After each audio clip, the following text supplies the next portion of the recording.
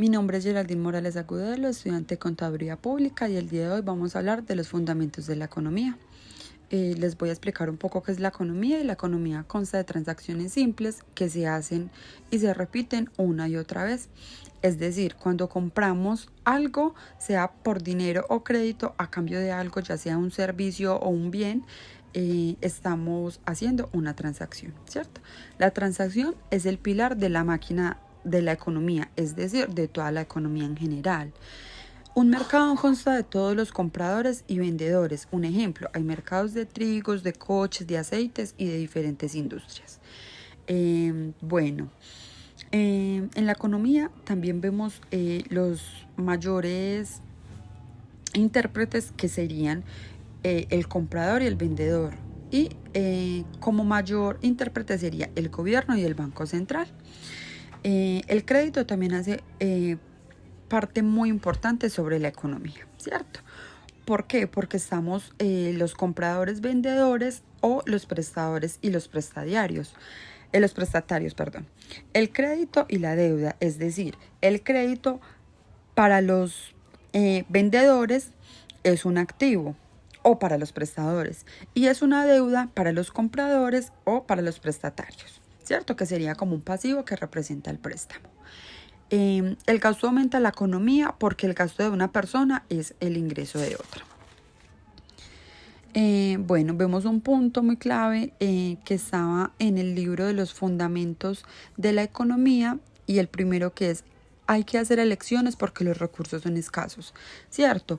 Esto me conlleva más que todo como un ejemplo de la vida cotidiana. Este principio es mucho más común de lo que creemos, porque se basa en que no siempre podemos tener lo que queremos, ¿cierto? No siempre lo podemos obtener. Entonces, siempre lo que queremos, y así diariamente, tenemos que escoger y sacrificar algunos puntos. Un ejemplo: para yo obtener mi título universitario y poder ser una contadora pública, debo sacrificar en ocasiones el tiempo que paso con mis hijos, o el tiempo que le dedicaba anteriormente a las cosas que me gustan hacer, para ahora dedicarle ese tiempo a las tareas de la universidad, a mis clases, a repasar y preparar la siguiente clase. De ese modo, yo también tomo decisiones que me conllevan a no siempre puedo tener lo que quiero, pero lo puedo tener de esa manera, pues como haciendo los ajustes al diario vivir. También tenemos otro punto, que es: el verdadero coste de algo es el coste de su oportunidad. ¿A qué significa con eso? Por así decirlo, renunciar para obtenerlo. Es decir, se puede decir que su coste de oportunidad es aquello a lo que hay que renunciar para obtenerlo. Un ejemplo: yo veo materias presenciales y virtuales. ¿Por qué? Me gustaría ver en realidad todas presenciales, pero no puedo, ya que yo trabajo y estudio. Entonces me toca coger algunas materias virtuales, otras presenciales. Entonces mi coste de oportunidad sería seguir estudiando, pero con las áreas de manera virtual, ¿cierto? Sigue la otra, que es: ¿cuándo es una decisión en el margen? ¿Cuánto es una decisión en el margen? Es decir, la decisión implica un intercambio de comparación entre otros costes y ganancias. ¿Qué acaba de decir ahí? Se trata sobre escoger a qué dedicarle tiempo, o un tiempo más. Es de cierto modo que me genera un incentivo. Es decir, a mí me gusta muchísimo leer y disfruto mucho leer en mis tiempos libres, pero el cuánto, que es una decisión en margen, leer mis temas personales, pues los temas que me gustan literarios, a mí me hacen crecer como persona, pero más me hace crecer como persona haciendo las actividades que son competencias de mi carrera. ¿Por qué? Porque eso me está dando un incentivo y una ganancia que es aprender más sobre mi carrera, ¿cierto? Entonces, por ejemplo, el estudio en este tipo de decisiones de cuánto, que es un margen, a ese estudio le llamamos un análisis marginal. Eso es lo que significa. También viene otro concepto muy importante, Otro principio, que es el cuarto, la gente generalmente responde a los incentivos aprovechando las oportunidades para mejorar. Esto se ve mucho en la vida cotidiana y es que comúnmente siempre queremos aprovechar todos los incentivos que se nos den en la verdad todos los aspectos de la vida, ¿cierto? Entonces, hasta que estos se agoten, por así decirlo. Un ejemplo muy claro que yo pues le coloco como, que coloco como en este contexto porque me pareció adecuado.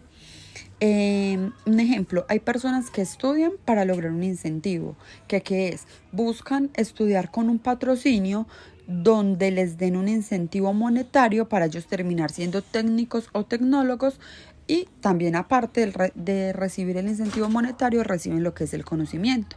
Pero como no se puede sino estudiar una única vez con el beneficio de patrocinio, entonces ya muchas veces la gente se queda simplemente en una técnica porque es que si yo ya hice unas prácticas y ya estudié con un patrocinio, a mí no me vuelven a pagar. Entonces ahí es como cuando se les agota a las personas el incentivo y pues ya no lo utilizarían como más. En la siguiente, que sería la 5, en el siguiente principio sería el intercambio genera ganancias. Es decir, las ganancias vienen derivadas de todo el comercio, ¿cierto? Porque pues yo tengo un almacén de ropa, un ejemplo, entonces yo te vendo una prenda que te gusta o que necesitas y tú a mí me das como el dinero, ¿cierto? Entonces, en ese intercambio que tenemos, las ganancias vienen derivadas del comercio. Pues yo ahí creo que está como muy bien explicada. Mediante la división del trabajo y el intercambio de personas. Un ejemplo. Yo soy auxiliar contable y trabajo en una firma de asesorías contables. Entonces, las empresas hacen su actividad normal, venden, distribuyen o fabrican, prestan un producto, prestan un servicio o fabrican un producto y lo distribuyen, facturan todo, pero no tienen el conocimiento de cómo llevar una contabilidad. Entonces, en ese caso entraría como la empresa mía a prestar ese servicio. Entonces, donde dice mediante la división de trabajo y el intercambio de dos personas, ahí pues está como muy bien explicado en el tema del intercambio genera ganancias. También, eh, también este libro, este artículo, habla de algo muy importante y es la especialización. A mí me parece esto muy importante porque la economía es extremadamente grande y amplia, pero habemos personas que nos capacitamos y nos especializamos en algo en específico. Como les decía pues en el ejemplo anterior, las empresas se dedican a fabricar productos o a prestar un servicio y ellas están dedicadas a eso. Pero de pronto nosotros, las otras personas que somos auxiliares, los que ya son contadores, se especializaron en ese tema, lo que son impuestos, todo eso. Entonces es como un conjunto y el intercambio de conocimientos, de prestar un bien o un servicio, generan ganancias. Otro de los principios, el 6, sería los mercados tienden al equilibrio. Y me parece que pues todo en la vida tiene un equilibrio y en el mercado muchísimo más, ya que debe haber un equilibrio, que es la situación en la que ningún individuo puede estar mejor de lo que está haciendo algo diferente a lo que se hace. ¿Esto qué refiere? Que de pronto hay personas que piensan que haciendo lo mismo van a encontrar como un equilibrio o una manera de que las cosas cambien y no es así. Por ejemplo, en el libro colocaban un ejemplo muy claro y era cuando estamos en un supermercado haciendo la fila y llegan y abren una caja, todo el mundo se corre para la caja que acabaron de abrir. Entonces, si usted no evalúa eso, si usted no tiene como ese equilibrio claro, usted corre y se va hacia la caja que acabaron de abrir y la caja que tú estabas haciendo la fila puedes quedar de primero. Entonces es como analizar pues como esas cositas para mantener pues como lo que es el equilibrio en la economía y me parece pues que en lo cotidiano. El principio número 7, que es para alcanzar los objetivos de la sociedad hay que utilizar los recursos eficientemente. Me parece muy importante esto porque una economía eficiente es cuando se aprovechan todas las posibilidades de hacer que alguien mejore sin hacer que nadie empeore. En este caso también se puede hablar un poco de lo que los gobiernos prometen. Muchas veces de pronto se queda en una promesa, pero ellos prometen que entre la persona que tiene más se distribuya un poco para los que tienen menos y así vivir bien. Pero eso pues es como algo complejo porque en realidad pues son puntos de vista desde un gobierno que quiere ver a su nación bien, pero hay otro tipo de personas y de cosas que eso conlleva pues como a una brecha, ¿cierto? Entre lo que sería una economía eficiente para un país. Aquí también ve muy de la mano la equidad, que significa que todo el mundo obtenga su parte justa. Es un poco difícil colocarse de acuerdo como con las personas de que lo que es justo para uno no es justo para otros, pero me parece que la equidad es igual a eficiencia. Entonces en la economía se aprovechan como todos estos recursos. Un ejemplo es en una EPS no están las suficientes sillas para la cantidad de personas que atienden. Pero ¿qué es lo que pasa? Que las IPS son demasiado pequeñas, pero atienden a un volumen de gente muy grande. Entonces, si ellos hicieran las IPS en lugares muchísimo más amplios, con más sillas, no serían solamente como las sillas para personas con algún tipo de discapacidad o embarazadas o personas mayores, sino que todos pudieran estar mucho más cómodos mientras esperan una atención. 8. Los mercados generalmente entienden a la eficiencia y es cuando los incentivos existentes en la economía del mercado hace que todo sea mucho más eficiente. Es decir, la gente siempre va a estar por los incentivos. Un ejemplo que puedo colocar y creo que aplica para este principio es cuando normalmente colocan un tipo de oferta en un supermercado. Es decir, si tú compras estas gelatinas, te obsequiamos esta coquita para hacerlas. Entonces eso sería un incentivo y de esta manera el mercado se movería generalmente muchísimo más rápido y sería mucho más eficiente la venta de las gelatinas, obsequiando ese producto que normalmente otras marcas venden únicamente las gelatinas. Uno va a un supermercado, si uno ve esa promoción, lo están incentivando a comprar la gelatina porque te están dando un obsequio y es mucho y se haría mucho más eficiente la venta de ese producto.